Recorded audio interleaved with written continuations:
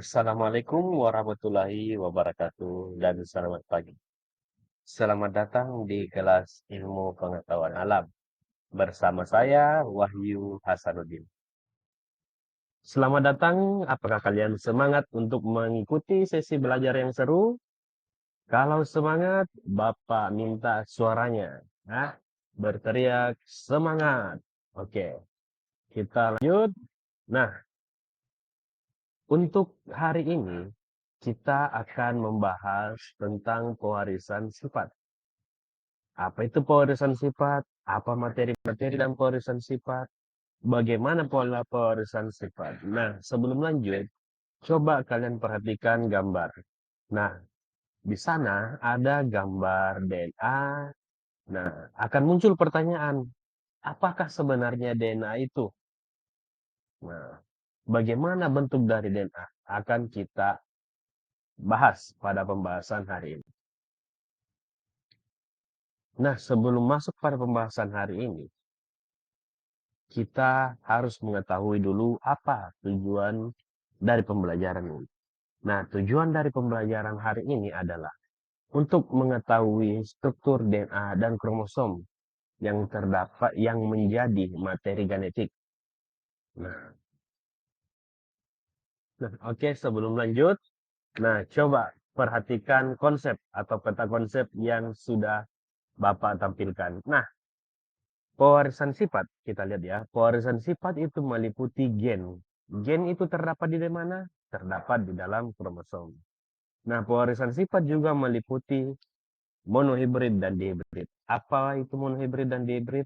Akan kita bahas di pertemuan selanjutnya.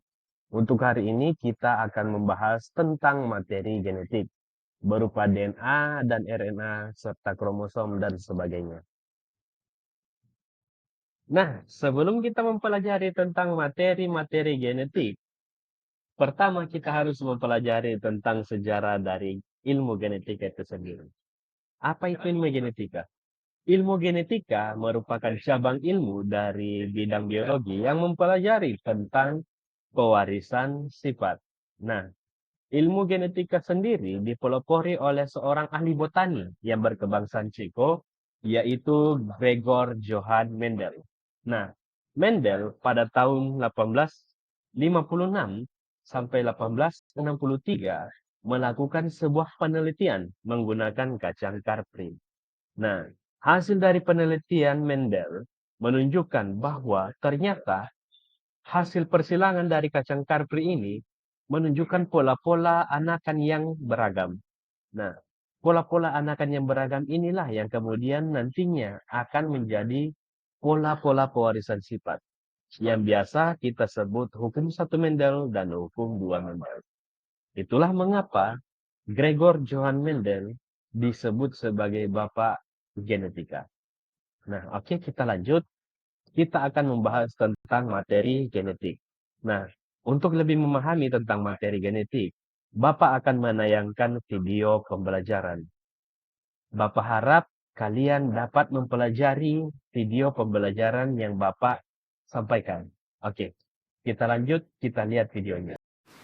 Assalamualaikum, apa kabar adik-adik? Semoga sehat selalu dan selamat datang di channel Biologi Edukatif.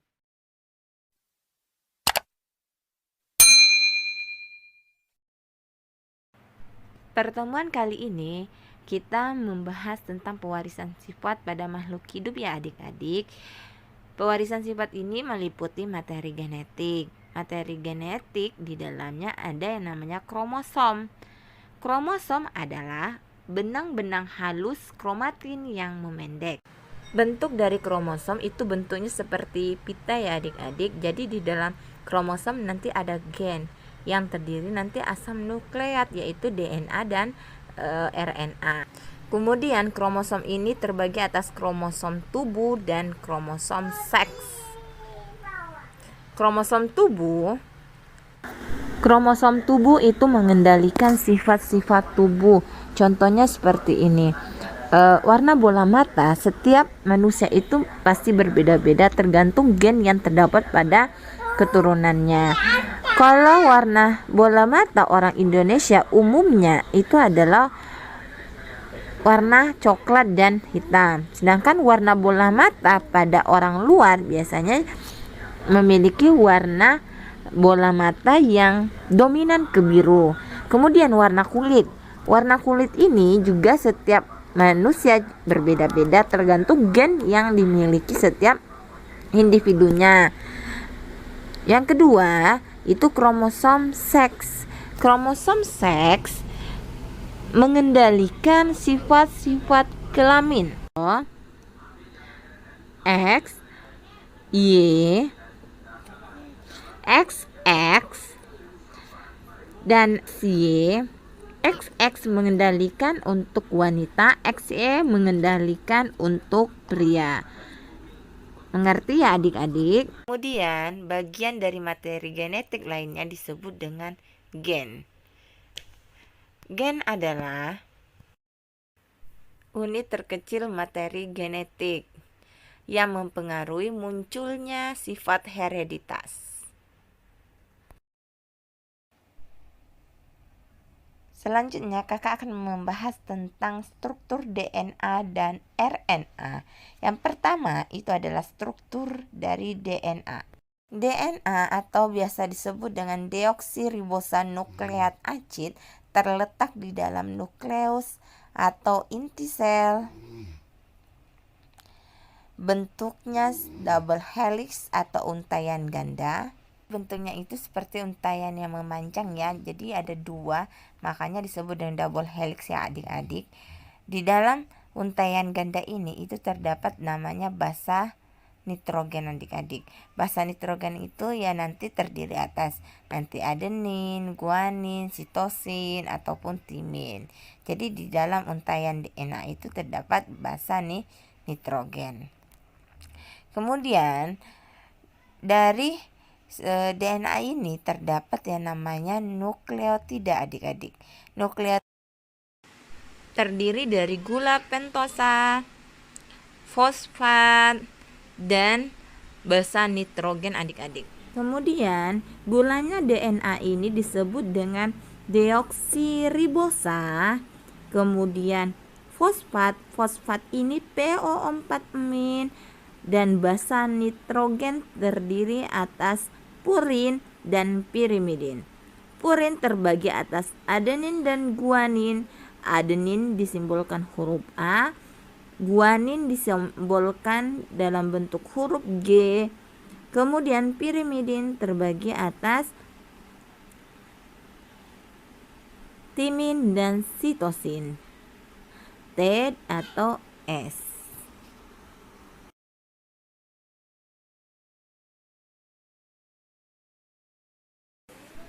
Kemudian di sini ada pasangan tetap nukleotida adik-adik. Pasangan tetap ini terdiri atas adenin selalu berpasangan dengan timin memiliki 2 ikatan hidrogen.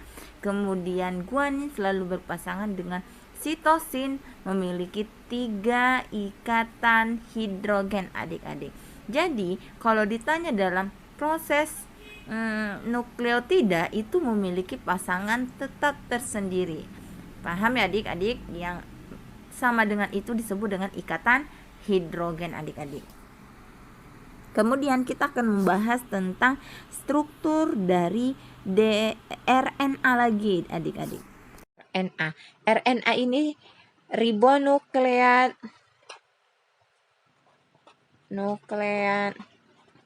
acid. RNA terletak di sitoplasma, inti sel, dan ribosom.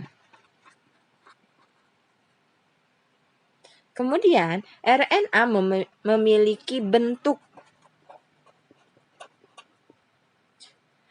Kalau DNA double helix, maka ini hanya untaian tunggal. Jadi untaiannya cuma ada satu. Jadi seperti ini, adik-adik. Jadi seperti ini. Di sini ada nanti basa nitrogen, adenin, guanin, sitosin, timin. Contohnya seperti itu adik-adik. Kemudian RNA juga memiliki nukleotida. Nukleotida pada RNA tetap sama dengan DNA, terdiri dari gula, kemudian fosfat, dan yang ketiga itu adalah basa nitrogen. RNA, gulanya itu disebut dengan ribosa, dan fosfat tetap PO4-min, dan basa nitrogen terbagi atas dua, purin dan pirimidin.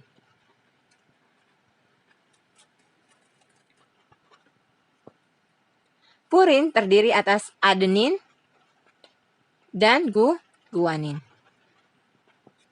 Ya, A dan G. Sedangkan pirimidin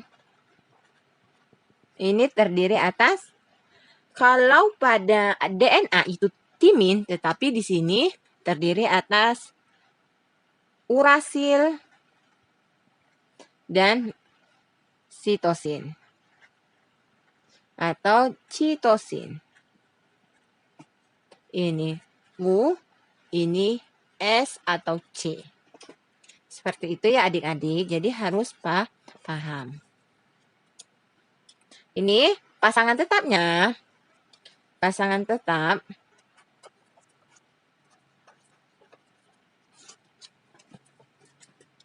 adenin selalu berpasangan dengan urasil, memiliki dua ikatan hidrogen. Kemudian sitosin berpasangan dengan guanin, memiliki 3 ikatan hidrogen.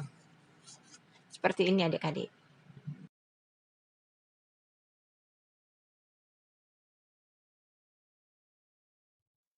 Oke, anak-anak sekalian, sudah tadi memperhatikan tentang video yang Bapak siapkan. Nah, apakah kalian sudah mengerti tentang konsep dari genetika itu sendiri bagaimana? Dan materi dari genetika itu sendiri apa saja? Jadi ada dua materi genetik ya, DNA dan RNA. Masing-masing kedua materi genetik ini mengkode sifat-sifat pada manusia. Sifat-sifat yang diwariskan pada manusia. Oke, nah tadi kita review kembali, kromosom itu ada dua jenis ya, yaitu kromosom tubuh atau kromosom somatik dan kromosom kelamin atau kromosom seks. Nah, di dalam kromosom ini sendiri terdapat materi genetik, yaitu DNA dan RNA. Oke. Sampai di sini sudah mengerti?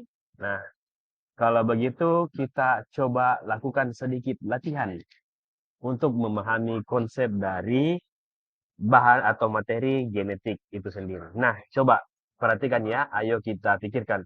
Pikirkan baik-baik anak-anakku sekalian. Nah, setiap manusia tentunya memiliki yang namanya orang tua. Tidak terkecuali kalian. Nah, perhatikan baik-baik kedua orang tuanya kalian. Ayah dan ibu kalian. Nah, ayah dan ibu kalian mewariskan sifat pada anak-anaknya, yaitu kalian. Nah, coba kalian perhatikan. Sifat-sifat apa saja yang diwariskan oleh ayah dan ibunya kalian. Entah itu dari bentuk rambut, bentuk hidung, warna mata, dan lain-lain sebagainya. Setelah itu, kalian tuliskan apa-apa saja yang mirip dengan orang tuanya kalian. Terus, tuliskan juga pula kalian lebih mirip siapa? Ayahnya atau ibunya? Nah, oke. Selamat mengerjakan dan ingat baik-baik, ambil hal yang positif. Oke, anak-anakku sekalian, kita sudah menonton video pembelajaran mengenai materi genetik. Kita pula sudah mengetahui sejarah dari genetika itu sendiri, dan kita sudah sama-sama mengerjakan latihan mandiri. Nah, Bapak harap kalian mengerti tentang materi-materi genetik. Akhir kata, Bapak ucapkan tetap semangat, tetap ceria, kerja keras raih impian kalian, Bapak Wahyu Hasanuddin undur diri dari hadapan kalian. Assalamualaikum warahmatullahi wabarakatuh.